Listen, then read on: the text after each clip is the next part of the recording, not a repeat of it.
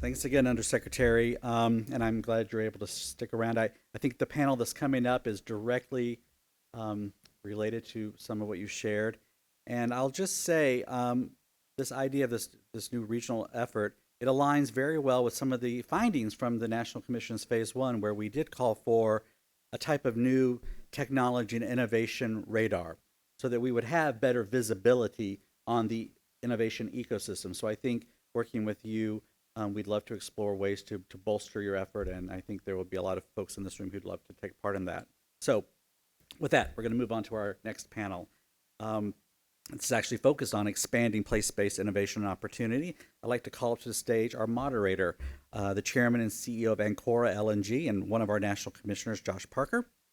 I'd also like to ask the president of the University of Vermont and a council executive committee member, Suresh Garamella, to join us on stage, along with the president of Colby College, David Green, the vice president for research at the University of Minnesota, Shashank Priya, and the president of the University of Wyoming, also a national commissioner and the co-host of our 2022 Mountain West Innovation Summit, Ed Seidel. Josh, the floor is yours. All right. Start here, and it seems to be the trend. Thank you, Chad, and it's great to follow a panel of economists. Really appreciate it. Nobody likes economist jokes.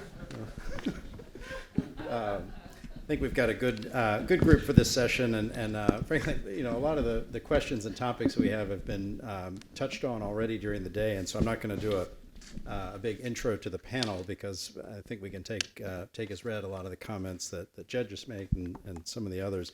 We did hear about place-based innovation needing to occur around natural resources and how we can create those natural resources through talent and education pipelines. We've talked a little bit about concentration risk of research and innovation and the need to level up the regional economies across the country. And so I'll just jump right to a question. We'll just start with you, Ed.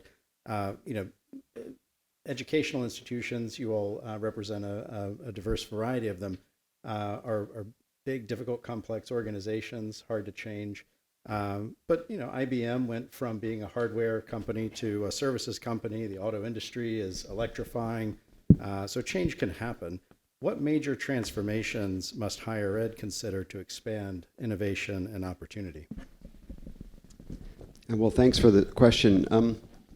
The first thing that occurred to me was IBM as a company and a CEO can just say this is happening.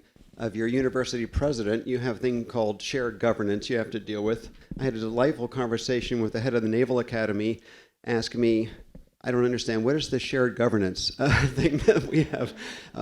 So this is one of the issues. How do you incentivize people to move forward quickly, given that things are changing so rapidly? Certainly at the University of Wyoming, some of you know I came in a kind of a time of crisis. Of my first day, we had what ended up being a $50 million budget cut and also COVID to deal with.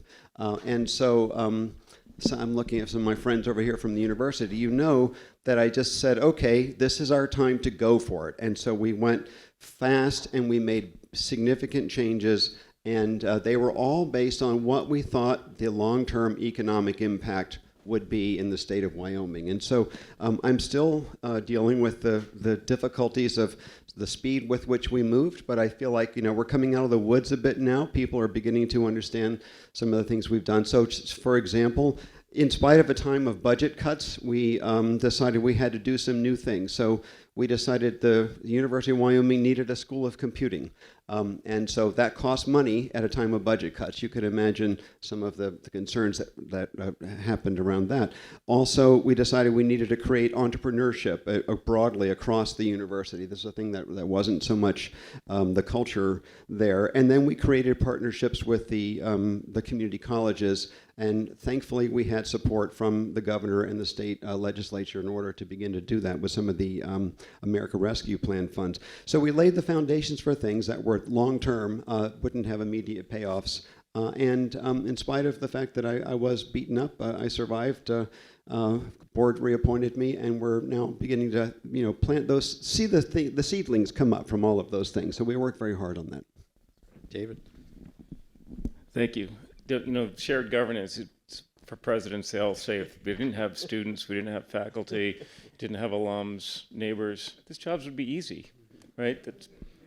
But not nearly as fun through all this. So I'm from Colby College in Waterville, Maine. You may hear more about Waterville, Maine in the next few minutes than you've probably ever heard in your life or may wish to hear again. But it's an amazing town, and it's actually representative of thousands of small cities across the country. Waterville is a city where many of us in the academy love to talk about the glories of globalization. If you live in Waterville, you can see how globalization has left cities behind, and we all know these cities up and down the coast, across the Midwest, on the West Coast as well. This was a mill town. It had both textile mills and paper mills for over 100 years, completely sustaining economy, middle-class income for people throughout. They're gone. In the 70s, 80s, they disappeared. The city has been on a slow decline downward for decades. We see this everywhere, but most of us look at it, and in fact, we just watch it happen, and towns and cities feel this and feel left behind. The government hasn't been paying attention to them. Institutions haven't always paid attention to them. So when I think about place-based innovation, what needs to be done, the first thing I would say is a real commitment to your community first makes a difference. We've done that in Waterville, and we've got $200 million of reinvestment going in our downtown area, which is only 4 or 5 blocks. It's one of these New England towns that you could see over and over again. Brought in technology companies, bringing in light manufacturing. We have 2 new art centers that we opened, new hotel, 200 students we put downtown. This is 2 miles from our campus, by the way. This is not adjacent to our campus. Making sure that we have people on the ground who helping businesses. We did a partnership with private philanthropists, foundations, the government, with our own money as part of this. We have a whole piece that's built around innovation and entrepreneurship as a major piece of this as well. The change has been pretty dramatic. This was a city where it's been losing its population for decades. Now, for the last 4 years, the population has been on the increase. It's a place where people who had homes that never saw an equity increase in their homes in their lives. They saw the same price when they bought it in the 1980s when they would sell it in 2010. And now seeing prices going up and people being able to move out of their house and realize some gain from that, this was their sole source of wealth for many of them. And they never saw it increase over decades. And so finally being able to see that, seeing job growth. One of the things about Maine is it is the oldest state in the nation. That's good for me. I can feel young there almost every day. So if any of you are having the same problem I am, where you used to be the young person, not anymore, come to Maine. You'll feel great. But it also means that we need to bring more people into Maine, and for colleges like mine, we need to keep people in Maine when they graduate from our colleges. And creating the kind of job opportunities where that will happen is really essential. So we talk more about this, but I would just say that these kind of partnerships are so critical, and we need the government to be involved in this. Just say this last piece because I spent the better part of a decade at the University of Chicago before I came to Colby. Did some of the same work at Chicago across many different dimensions. When we wanted to think about place-based entrepreneurship in Chicago, although the south side of Chicago was not the place where that was, as vibrant as other parts of Chicago, we managed 2 national labs from the University of Chicago. We had a major medical center, got a huge research university. You can sort of build it, and they will come, and it worked. But when you're in a smaller place, like we are at Colby, where you don't have the infrastructure, there's a lot of conversation about partnerships earlier today. I would just underscore that. You cannot do it in the kind of environment that I'm in right now without developing partnerships that are going to really make a difference. You cannot go it alone and be successful at any scale on these things. So having both the kind of commitment to your community, the commitment to partnerships, that's what ultimately makes a difference. Yeah, so Mr. Kolko's keynote was really a very, just a perfect lead into this, because I think in particular you talked about distressed communities versus those with capacity.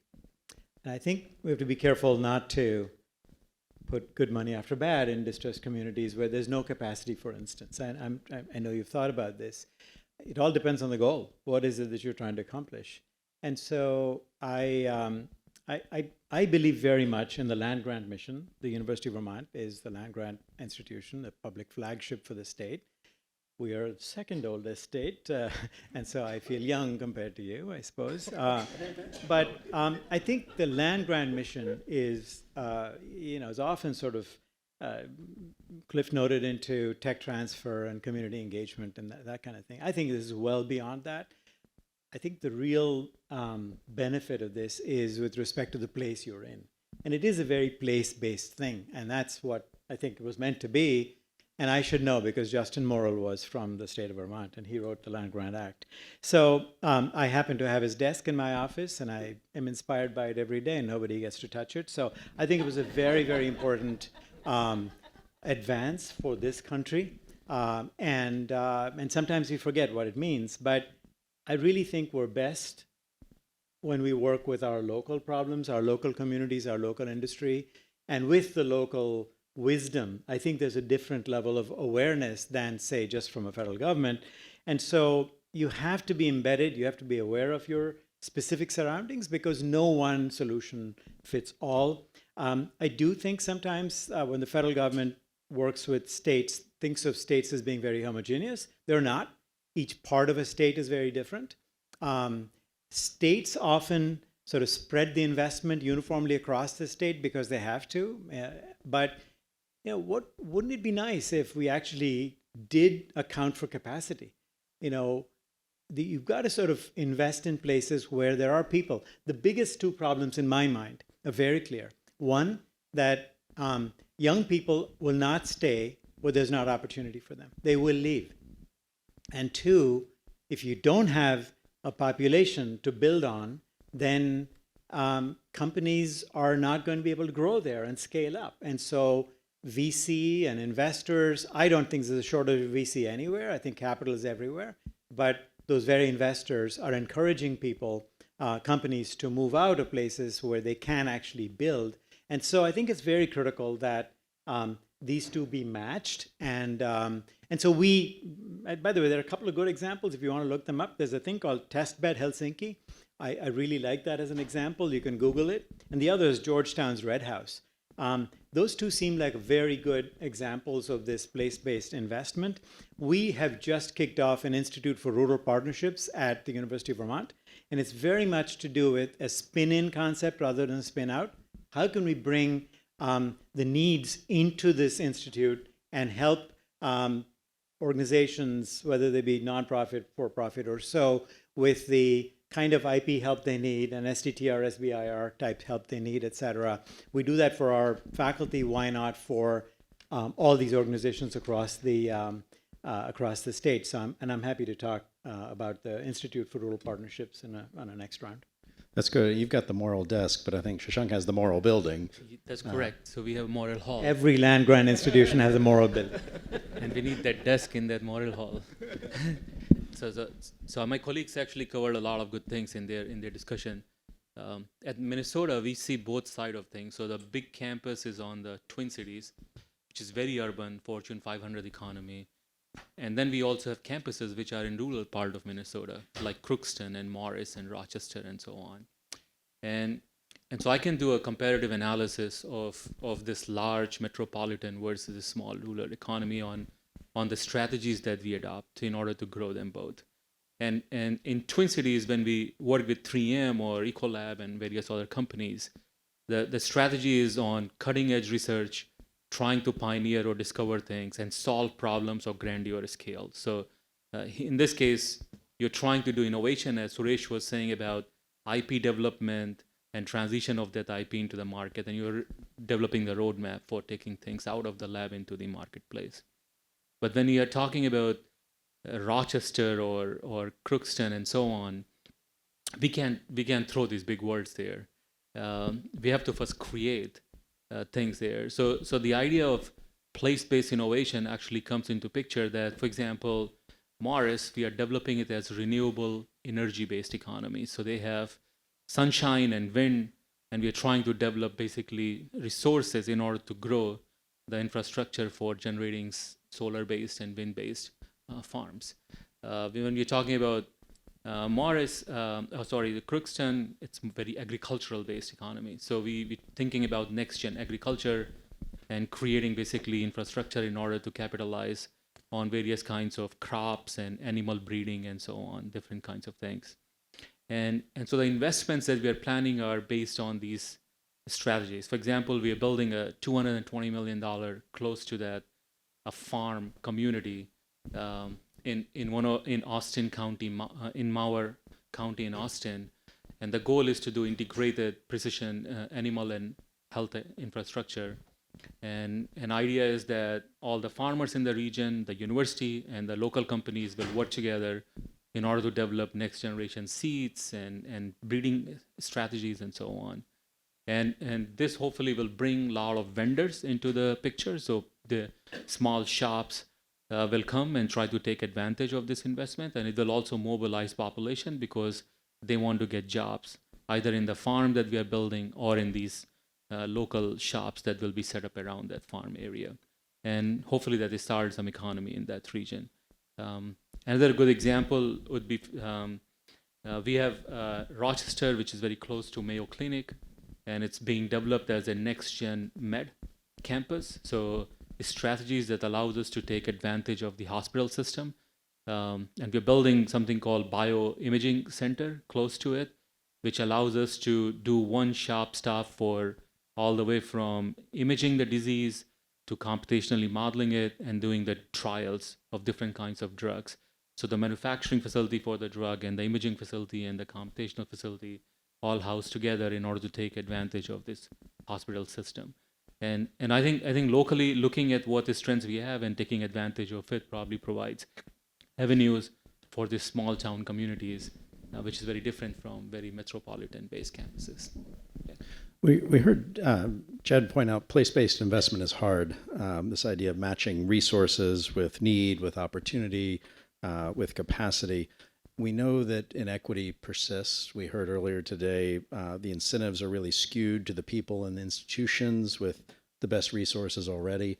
The federal government is obviously pumping significant dollars into the system, which are just beginning to show up through what was passed in the last Congress.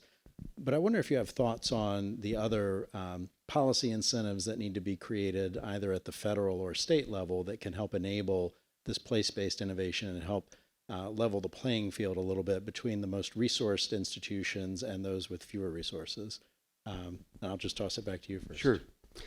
Well, it might be good to start. Maybe I'll go slow into it, or others could answer. But I would think about what do I see, having now lived in a very rural place for 3 years. What are the differences? What are the really key differences that I've experienced? And then maybe that helps inform, what needs to be done. So I thought about this a lot as a result of the innovation summit we had last summer.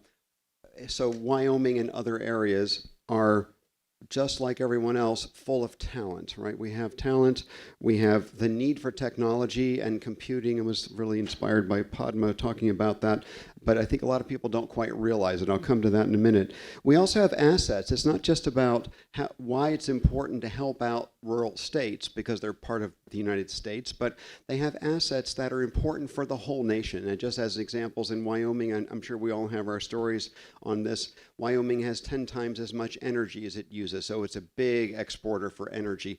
We have a lot of water that comes from the Tetons that ends up in the Los Angeles Basin and so on, so it's a very important source of water. So we have things that are important for the whole nation, so it's important that we figure out what to do about this. But what's different is, as you've heard, we don't have a lot of bandwidth. You can drive 200 miles and not see a gas station in Wyoming. I mean, it is amazing.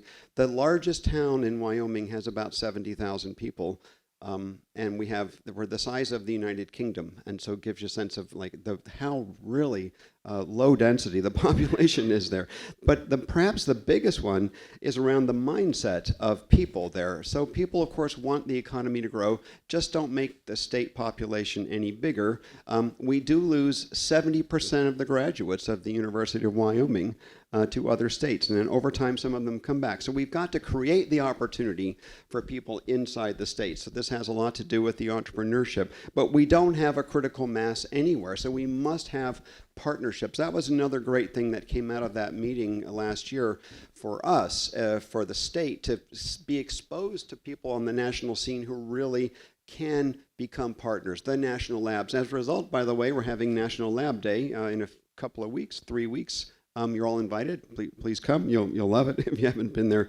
So, but then there are the really important cultural challenges. So, as I said, we started a school of computing, and with the community colleges, we basically started a statewide software engineering program, software development, cybersecurity, AI. They all get it. And so I go to a community college and say, isn't it great? We started this. How many kids have applied for this program? And they said, well, fewer than you think. Then you would think, because guidance counselors are not guiding students to come to these programs. They're still thinking about the ways that they grew up, mining and agriculture and so on. Sometimes we're seen as undermining the way of life of the state of Wyoming. So these are really deep cultural issues. So one thing that I think really needs to be paid attention, I was glad to hear earlier, a lot of attention paid to education at the K-12 level. And it's not a simple issue. So we're partnering directly with the superintendent of schools now and how we can begin to address some of these things. So there are just many, many things. There are also geopolitical barriers to collaboration. One of our faculty started up a little center in Fort Collins because he thought it was easier to get people to move there. It's about 45 minutes south of Laramie, and I do my recycling there because there are not a lot of places to recycle in Laramie, it turns out. So the state legislature actually asks me in the Joint Appropriations Committee, why does so-and-so's group have people living in Fort Collins? You got to bring them to Cheyenne or to Laramie and so on. So the things that seem obvious to us don't necessarily apply the way you would think. So we really have to think differently about place-based innovation. That's just like the tip of the iceberg. Many, many cultural issues have got to be addressed. I'm just impressed as a university president that you do your own recycling. I want to say something about the nature of place and bipartisanship and partisanship, which came up in the keynote address. But when you look at a place like Waterville, we're a Democratic city surrounded by Republican strongholds, like many places, in a purple state in all of this. I can tell you that the distrust of institutions, including political institutions, educational institutions, the government as a whole, in many democratic principles, is alive and well in these places. And for many of the people who live here, there's been a sense for a long time that everything has been urban, urban, urban in terms of U.S. policy. And places like Waterville, a small city, have been the places that have been completely ignored. So when I think about your question about how do you make a bet on places and where for innovation, one of the things I would say is look at places that are doing something, right? You don't want to throw good money after bad. I agree with that. But you can find places where there's real momentum, where the partnerships are rich and they're compelling and they're actually effective in all of this.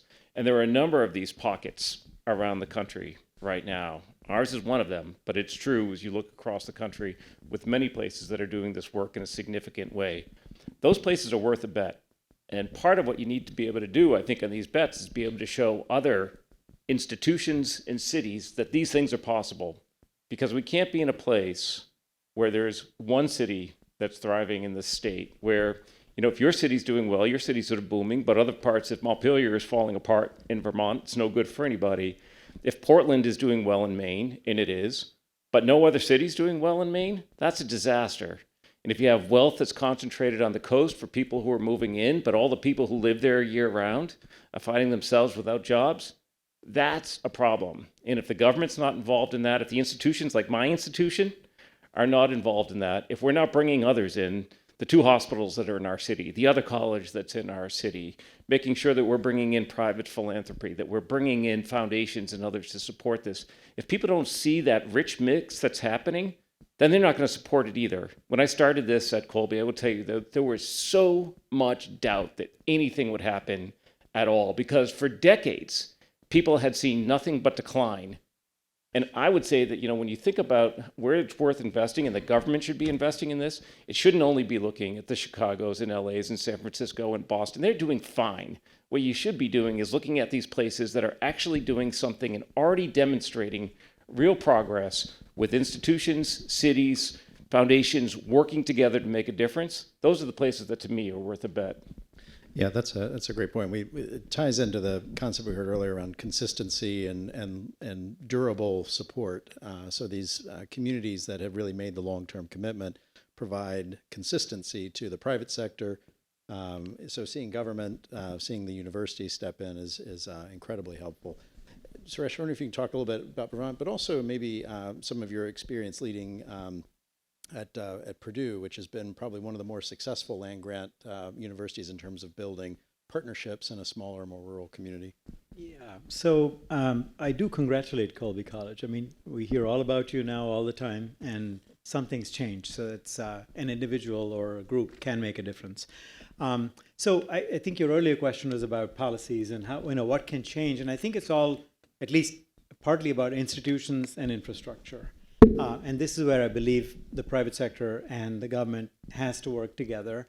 The challenge is, I mean, we heard earlier, I don't quite know the organization, Accelerate something or the other, the urban part. So the underserved, underdeveloped urban communities have a lot of similarities to rural issues. And unfortunately, these have been ignored for a long time. And I think especially rural communities have been ignored. And so, and again, it's not because they don't have innovative people or they're not coming up with creative solutions. They are.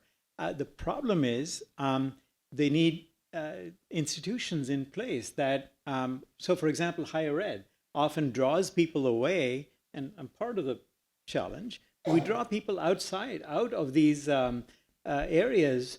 And there are parts of Vermont where the parents don't want to send their kids to college because they won't come back. And I don't blame them. So companies should not be pulling people out of these areas. Universities shouldn't be pulling people out of these areas. And to the extent we can, we need to build institutions of excellence or build up what's there. And so that's the institution part. And on the infrastructure part, I think it's very important that these communities may not need a lot, but a little bit more of infrastructure can help them a lot and make the difference. Just inexpensive, dependable infrastructure. People have talked about broadband, but that's not the only thing. I mean, there's a lot. Schools, right? Just simple public schools or functional public services are not present in a lot of these areas. And so, so I think that if the private sector and the public sector together can invest in these places, it's good for the companies too, to have these kinds of places thrive, because then they can, well, have a stronger workforce, et cetera. So I think it's very important that business innovation not displace people from communities, but actually build in the communities. So to your other question about Purdue, of course, I'm very proud of what we did at Purdue, and again, cornfields and such, but we probably grew by 6,500, 7,000 jobs or so, high-paying jobs in a short time. I was part of a site selection group when GE was looking for the LEAP engine plant, and we were able to attract it there. So Indiana was very good at it. The state was very business friendly, and Purdue University was a big part of it. They understood the importance of Purdue in attracting companies. We would go to the Far East and such, and people would know Purdue more than they would know the state of Indiana. And yet, I think, Jed, you mentioned this, it cannot be a zero-sum game. If what Indiana did really well was to attract companies from Illinois and other places that, all from Illinois, we did really well by attracting people, companies and such away from there. But, that's a zero-sum game. And I don't think that's the best thing to do. And so we have to be careful that these rural parts, Indiana had a lot of rural parts, and the farmers could have done so much better with better broadband and such. So we were doing some research in that area. Again, I think you need to find the strengths in an area. At the University of Vermont, there are strange bedfellows that are caused by this kind of thing, right? We have some great work in insurance and actuarial science. And then we have a wonderful institute in small-scale sustainable farming and food systems. Well, the reason those two are so successful is because they're both important to the Vermont economy, and that's why we're building on those. And I think we should continue to be relevant to whatever region you're looking at. Shashank? Yes. So, Josh, I think this is a topic we have discussed in the past, that universities are very good in identifying what is needed in the community, whether it's your local downtown or different kinds of projects. So we are very good because we are embedded in local government. We are continuously talking to all the leaders in the state and so on.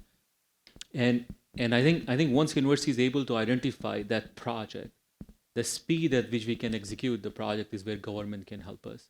And so one of my requests would be that we allow this exchange of ideas where universities have a platform or a forum in order to share the next big projects for their community that is going to be impactful, and have the state and federal government participate in this discussion to provide the pathway that is needed.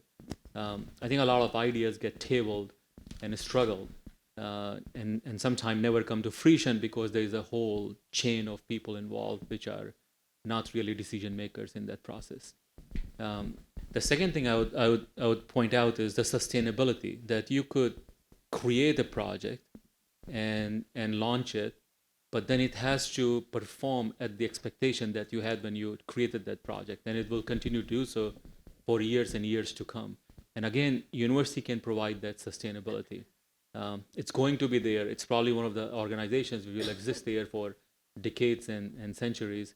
And I think if we are involved right from the start in managing and creating something, and we have a way of planning that activity, will probably provide the sustainability for long term. And again, government can provide us the support to create that sustainable structure through either FTE support or through infrastructural support.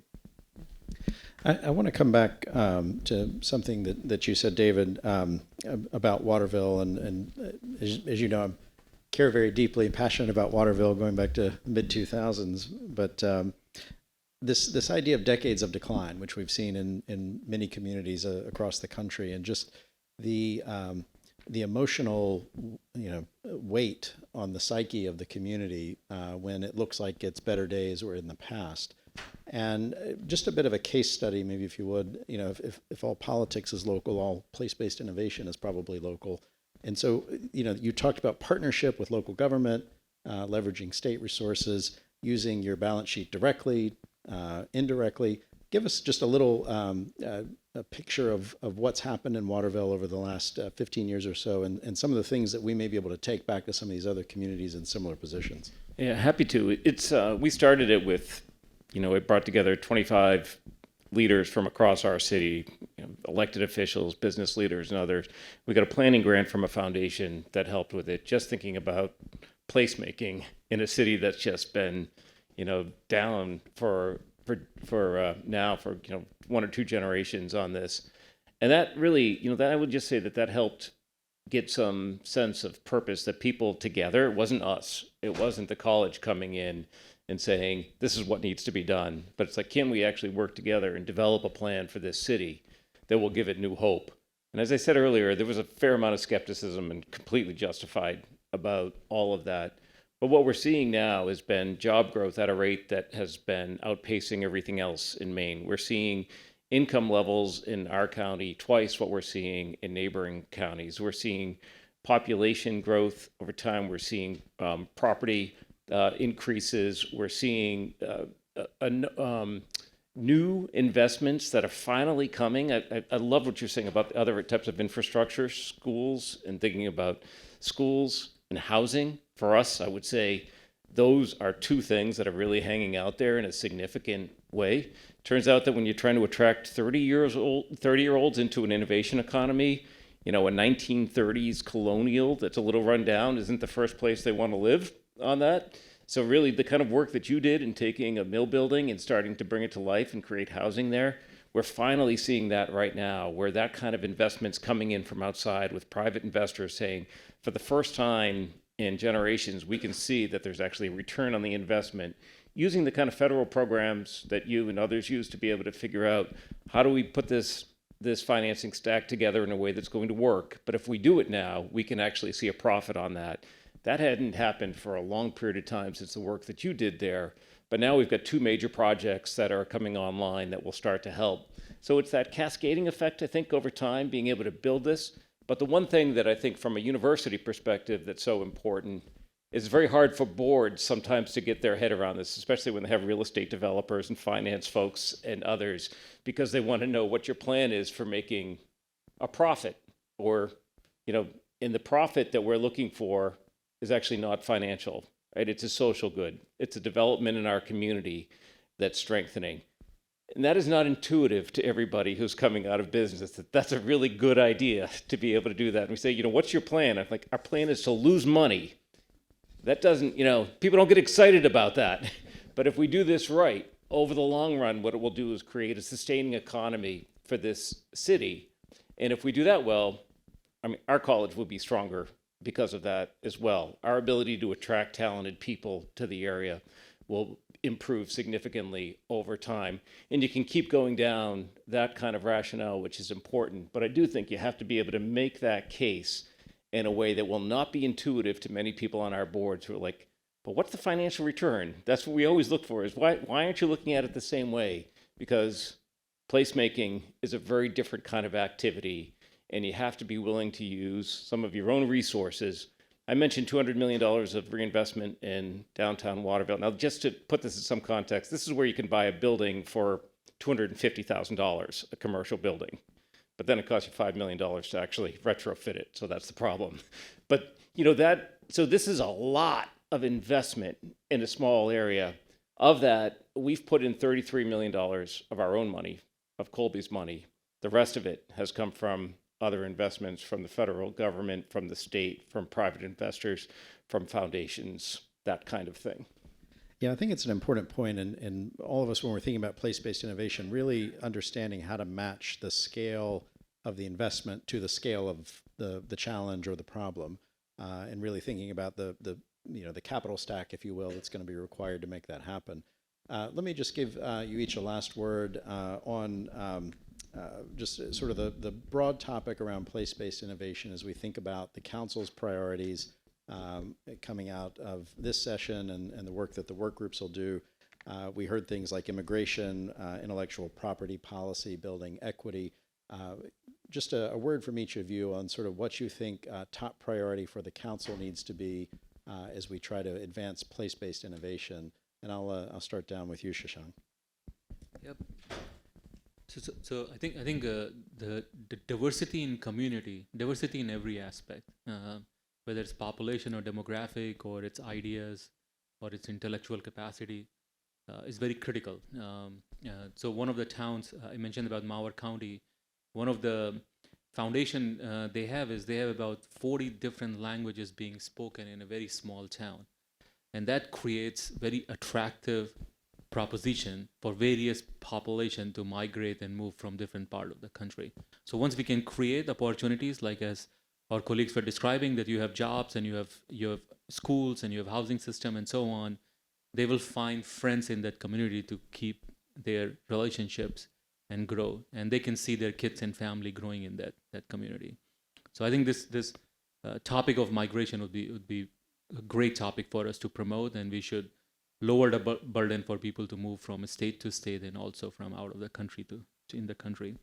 And the second thing, with respect to the small towns, in doing the projects we have seen is the barriers we have on taking different kinds of loan programs that exist. So different kinds of basically state level and also community level programs which provide short-term or long-term bonding in order to create the project. I think if we can reduce some burden on the paperwork and discussions that goes along with it, hopefully these projects will come to fruition in a faster manner. I think all this is directed at Jed, I think. He's the government guy here. So I agree with all the ideas that came up this morning, immigration, et cetera, et cetera. And I'm on the National Science Board. We've been talking a lot about the missing millions and how to activate, all these pockets in the country that people don't even think of STEM careers as options, and then sort of spreading the geography of innovation and such. So all of those are real. But I guess if I get one vote, I would say, really, I think it's time for the United States to think about rural communities. It's not been sexy. It's been ignored. There's some lip service done to it. But there's a lot that is still rural or semi-rural or sort of underdeveloped urban. And I think we need to adapt our policies and our thinking to investing over there. Thanks. Amen to that. The only thing I would say is I think our democracy depends on it. And this is the divide that we're seeing. It plays out in Maine every single day. It is so vibrant and alive, and it's not going away. And I just think until we do exactly what you just said, and then we live up to the name of this session about expanding place-based innovation and opportunity, then we're going to struggle as a country for a long time. Thanks. I'll just agree with everything I heard. Particularly since I now live in a very rural place, the focus on the rural areas and not only the opportunities but the barriers. And I've outlined a few of them before, but I'd say maybe the biggest single one is, well, maybe two. How to achieve a critical mass in a place that has no urban center. And so, I agree a lot with what I heard earlier about urban. And in my old job, I used to work with Jerry Blasey on how to couple rural and urban economies in the state of Illinois. We can't do that so easily. And so how do we build networks, partnerships? Those are so important. And then also the cultural barriers, particularly at the K-12 level. I think that's so important, and it's sometimes lip service paid to it, but we need to really, really work on it. That's great. So our next panel coming up is on bringing in the missing millions, this point on immigration. And I heard Jed offer, if anything, doesn't really have a home in government, commerce will pick it up, and immigration seems to be an issue that they could take on. So please help me in thanking the four best panelists for the 2 o'clock panel. It's a pleasure. Thank you.